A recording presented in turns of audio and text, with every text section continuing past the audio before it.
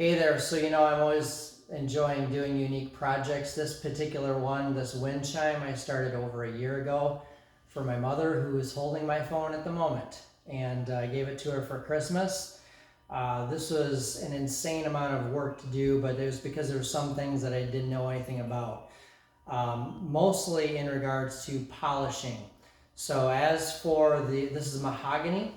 And I noticed that when I was using a clear over that, a urethane based or a polyurethane oil based, that no matter what brand I used, as I'm wiping the brush, foam, no matter what I used, I would get bubbles. I tried to use a heat gun to get rid of the bubbles, that didn't work. Eventually I found that my best opportunity, I used number 9 Meguiar's, and I used that on a wheel, a cotton wheel on my drill, spun that on there, but that was a little bit too aggressive, and that would dig in right back to the wood, and I'd be back to square one of, putting clear on it again. And so then I used number 3, and that did the trick. It buffed it to a perfect mirror, but it didn't dig in, and it got rid of the bubbles. So that was dealing with the wood after obviously I cut everything and whatever. The next challenge was all the aluminum. So I used 1/4-inch aluminum rods, 1/2-inch aluminum rod, as well as hollow aluminum pipe. And same thing, I got all the way up to like a 12,000 grit sandpaper, but I noticed that once it got past 3,000, it was not shining to a mirror like I hoped that it would. So I started doing some research. I called a company called Highway Shine, and they sell all kinds of things to shine up semi-trucks. And this is where I bought this aggressive polish, as well as a fine polish. And I would start after a 3,000 grit sandpaper, and I'd polish that, and it worked. Literally, this stuff is like a mirror. It was awesome.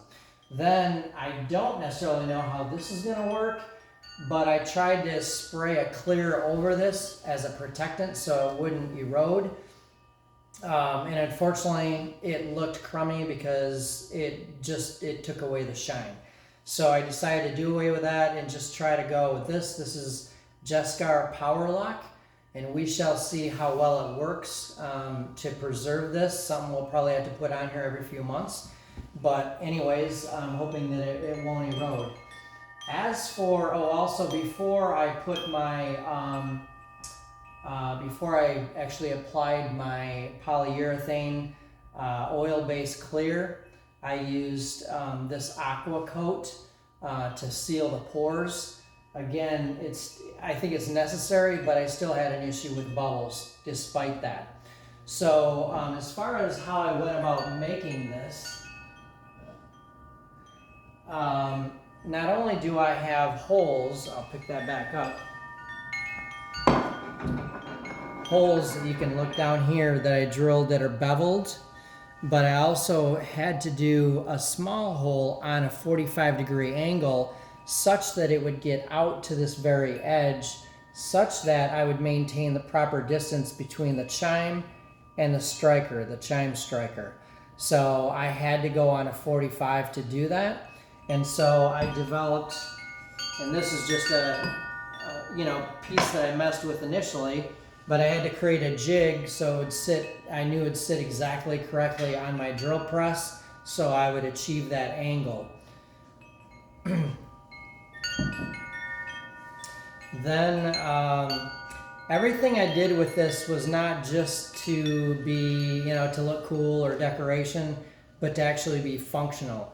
So each one of these is essentially holding on to, each chime. So the chime goes up, it's suspended on both sides through the chime, and basically goes through the hole, wraps around the, the axle, so to speak, and then goes back down through the hole.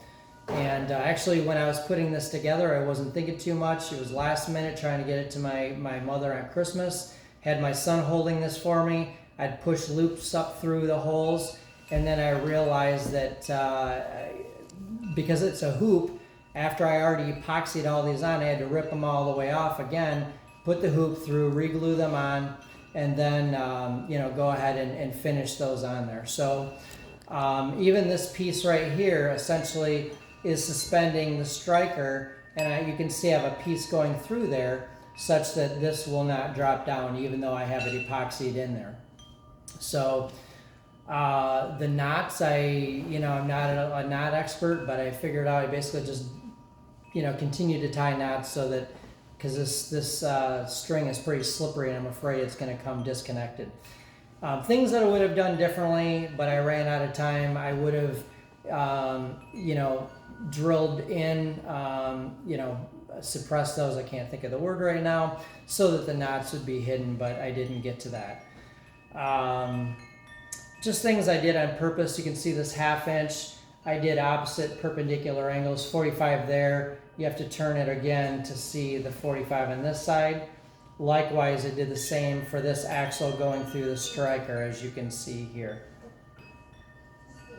And what I find, what I love the most is I designed this G. My mother's name is Gloria. And, created the rivets again to go through there. It's the same thing that's at the top there.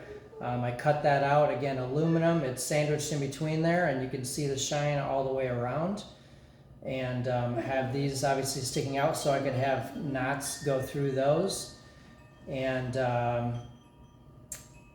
try to polish that to a mirror. The only question is this might be a little heavy, so we might need some significant wind to move this. I really, really, really enjoyed seeing this finally come together.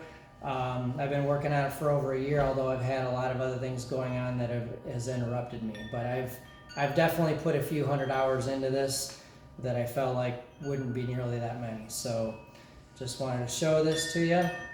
So again, the G. You love it, Mom? I love it. It is beautiful. It's such a surprise. I just thrilled, really. I'm so proud of it. Thank you so much. You're welcome, Mom. Aaron, do you want to come over here, son? Tristan, real quick. And you can hold the phone so that your grandma can get in the video here. Oh. Okay.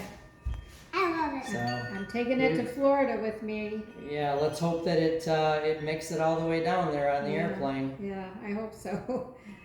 As I want to hang it up when I get home.